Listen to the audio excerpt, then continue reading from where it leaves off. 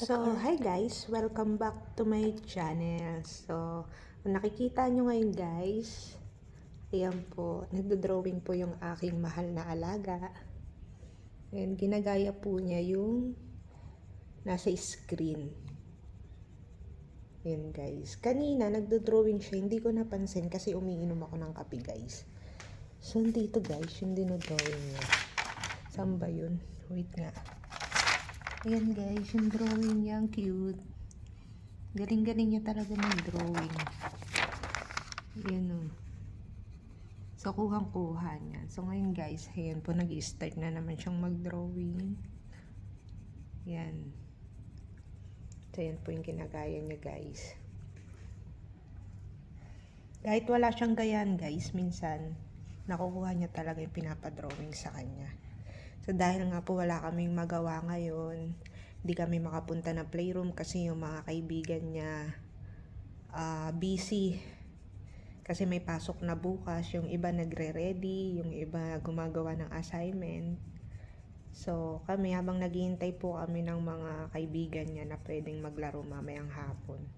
Ayan po muna yung ginagawa niya. Nagdo-drawing siya. Kapareha siya ng aking Junakis. Yung Junakis ko rin, kung makikita nyo yung mga notebook niya, puro drawing. So, ayan guys. Tonto ako dito sa batang to guys. Pagka na-boring na siya sa iPad, ang gagawin niya, magdo-drawing siya. Tapos papakita niya sa akin. Kailangan, pagka may ginagawa yung mga batang mga activities, katulad nito, lagi niyo silang pagsasabihan ng magagandang bagay para hindi sila tamarin. Ganun kasi yung Tell them the app is called AR Drawing. What? The app is called AR Drawing. AR? Okay. So yun guys, hindi ko alam kung ano ibig niya sabihin. So yun guys, so malapit na siya matapos. Ang galing-galing naman. So, ganyan. Balik tayo dun guys sa pinag-uusapan natin.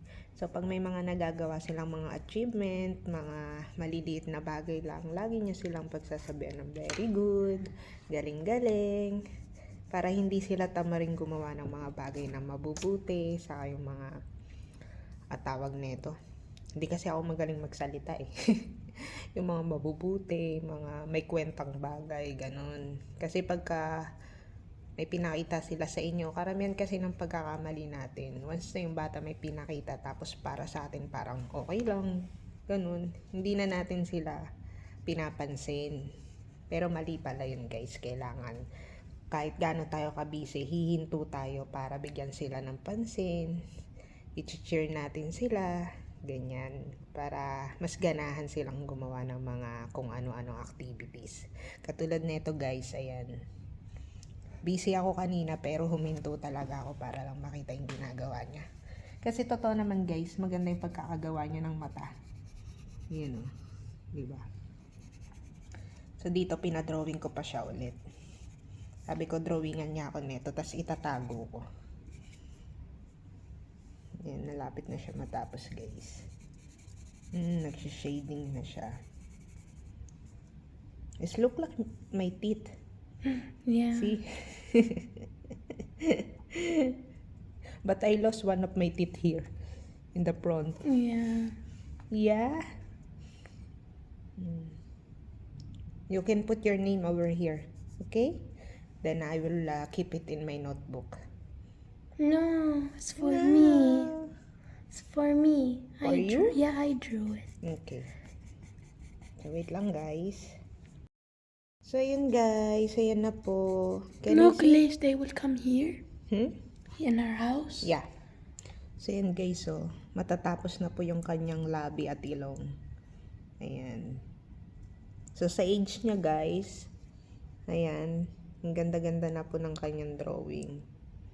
Imagine guys, ang bata-bata pa niya, ganyan na siya mag-drawing, meron ng mga linya-linya.